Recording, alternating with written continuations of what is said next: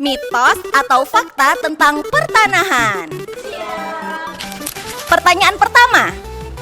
Tanah bisa dirampas negara jika tidak dijadikan sertifikat elektronik. Mitos atau fakta? Faktanya itu tidak benar ya sob. Jika negara butuh tanah akan melalui proses pengadaan tanah. Dan yang terdampak pasti diberikan ganti untung. Negara hanya mengambil tanah untuk kepentingan umum dan pembangunan nasional. Tanah yang tidak diusahakan, tidak dimanfaatkan atau dibiarkan begitu saja bisa dicabut haknya oleh negara dan menjadi tanah negara dengan dikategorikan sebagai tanah terlantar. Jadi itu mitos ya.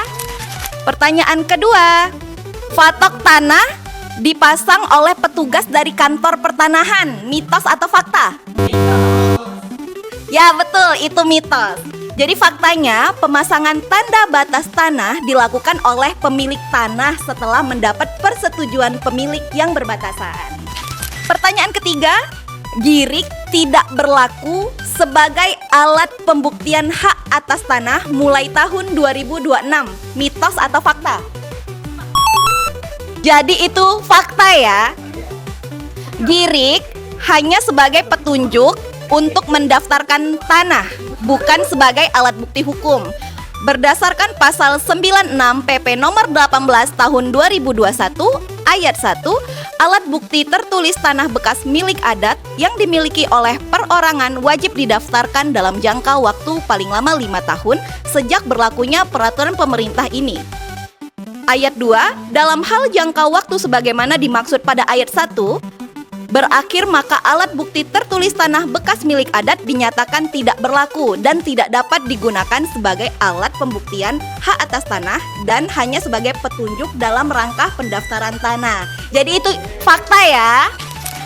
Pertanyaan keempat, perhitungan PBB dan BPHTB dapat dilakukan di kantor pertanahan. Mitos atau fakta? Oke, betul. Jadi itu mitos. Perhitungan PBB dan BPHTB dapat dilakukan di kantor BPPRD atau DPM PTSP setempat. Pertanyaan kelima. Sertifikat tanah bisa diperbaiki jika ada kesalahan penulisan data seperti kesalahan nama atau luas tanah. Mitos atau fakta? Ya, itu fakta.